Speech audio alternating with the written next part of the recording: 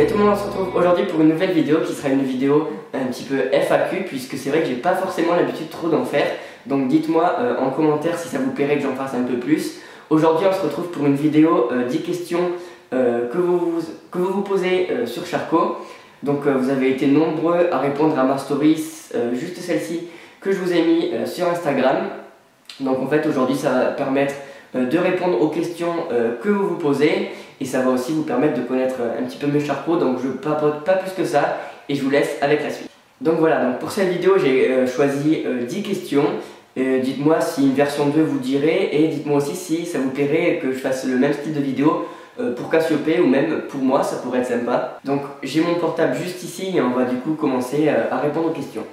Donc première question de Marine MW, je vous la mets juste ici. Où l'as-tu acheté? Donc alors en fait Charcot, je l'ai acheté en 2015.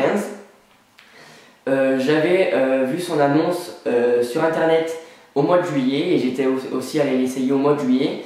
Donc il était dans les Landes, c'était un monsieur particulier qui avait son ses champs, ses prés, sa carrière chez lui, un petit peu comme moi en fait aujourd'hui, et qui se faisait plaisir avec sa femme.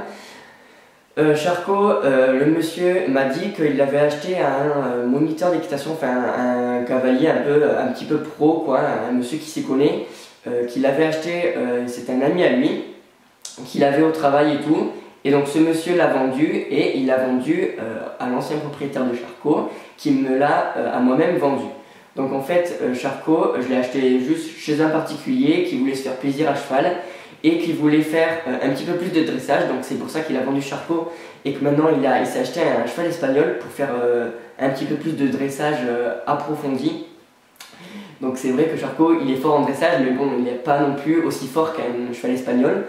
Donc voilà, donc je l'ai acheté chez un particulier qui avait ses propres installations chez lui dans les Landes. Deuxième question de Mimi Caval, quel âge a-t-il? Donc Charcot, il vient de faire 7 ans depuis le 4 avril, donc c'est tout récent. Il est né au Poitou-Charentes, dans un élevage, l'élevage de Rose du coup, et il vient de faire 7 ans là.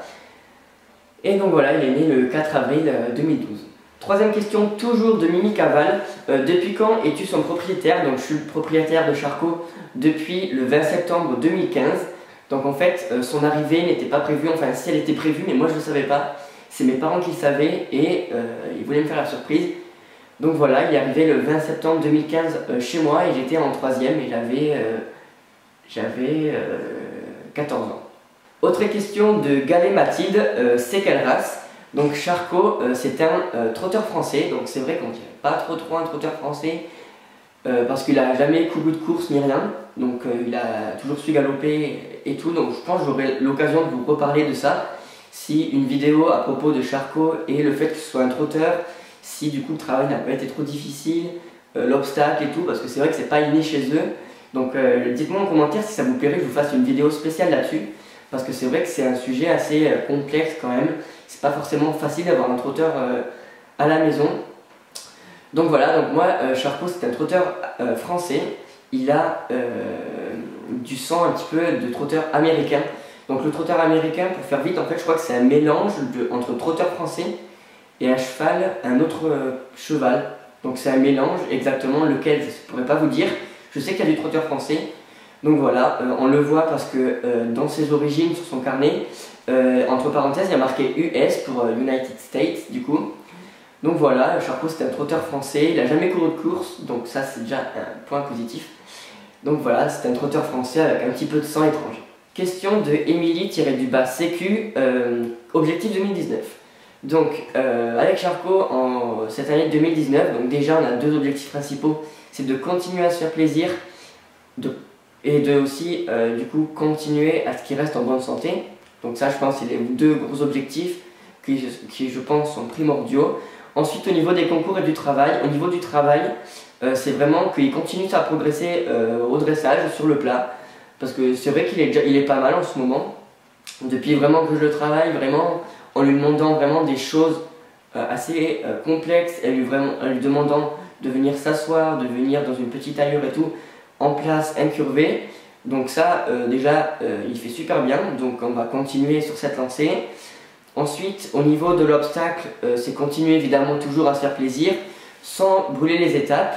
Au niveau des parcours d'obstacles, c'est que vraiment, ils viennent prendre son temps, qu'ils ne se précipitent pas. C'est déjà l'objectif principal, parce que c'est vrai que ça demande du boulot.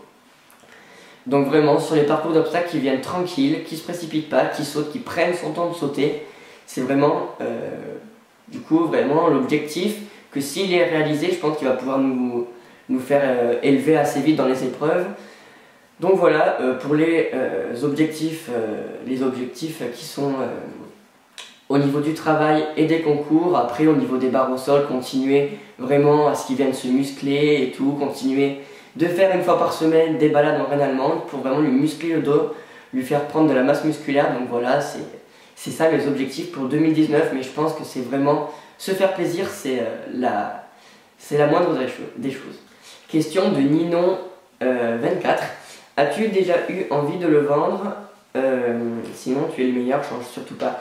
Donc déjà merci beaucoup, et non, j'ai jamais eu envie de le vendre. Alors c'est vrai qu'on a des hauts, des bas, des jours où ça va, des jours où ça va pas, mais j'ai jamais eu envie de le vendre. C'est mon cheval et je suis pas, de par déjà mon caractère et ma façon de voir les choses, je suis pas pour garder un cheval un an et une fois que je l'aurai amené sur les plus grosses épreuves et qu'il m'aura fait progresser et que j'aurai fait le tour, le vendre. Non, moi je suis vraiment, quand j'ai un cheval, je le garde jusqu'au bout, de A à Z, jusqu'à qu'il meure. Vraiment, pour moi, ma vision des choses, c'est ça. Donc c'est le garder et l'amener jusque là où il pourrait. Donc même quand il aura atteint son maximum en concours ou quoi, qu'il aura bien progressé sur le plat et que je pense avoir fait le tour de Charcot, je ne le vendrai pas parce que je pense tout simplement qu'on n'a jamais fait le tour. Donc du coup voilà, il continuera à me faire progresser et je continuerai à lui montrer de nouvelles choses. Donc voilà, non, j'ai jamais eu envie de le vendre et je n'aurai jamais envie. Question de Équipation Volco, tu comptes faire la motte avec lui? Alors oui, je compte faire la motte avec lui, donc pas cette année. L'année prochaine je pense pas non plus, parce qu'en fait le problème c'est que à mon club, je suis le seul qui monte à cheval et le seul qui fait des épreuves club. Enfin je suis pas le seul qui fait des épreuves club, mais je suis le seul qui est à cheval. Donc du coup il faudrait que j'aille à la mode club et tous les autres de mon club ils vont à la mode poney. Donc je pense que ça embêterait ma coach d'y aller la semaine poney et d'y aller 2 semaines après à la semaine club, malgré qu'elle m'a déjà dit qu'elle m'amènera au moins une année à la mode club, qu'on ira ensemble. Donc c'est cool. Et donc oui, j'aimerais bien faire la mode, mais je pense qu'on va attendre un peu. Question de cavalière.ceni, son âge, son potentiel, son nom complet, PS, je vous kiffe de ouf. Alors déjà, merci beaucoup. Et alors Charcot, il vient de faire 7 ans, comme je vous l'ai dit dans la question, dans une des questions d'avant. Son potentiel à l'obstacle, on ne sait pas vraiment, parce qu'on ne sait pas trop encore jusqu'à où il pourrait y aller. C'est vrai qu'il fait de la 80, mais il s'en fout quoi, il saute. Ils sont fous, ils regardent rien, la hauteur ils sont balais, les steaks on dirait ils sautent 10 cm, donc ils forcent pas trop non plus, donc on sait pas trop. Après il a quand même de la marge de progression à faire sur le plat, donc une fois qu'il sera vraiment nickel sur le plat, je pense que ça nous ouvrira des portes sur les épreuves de concours.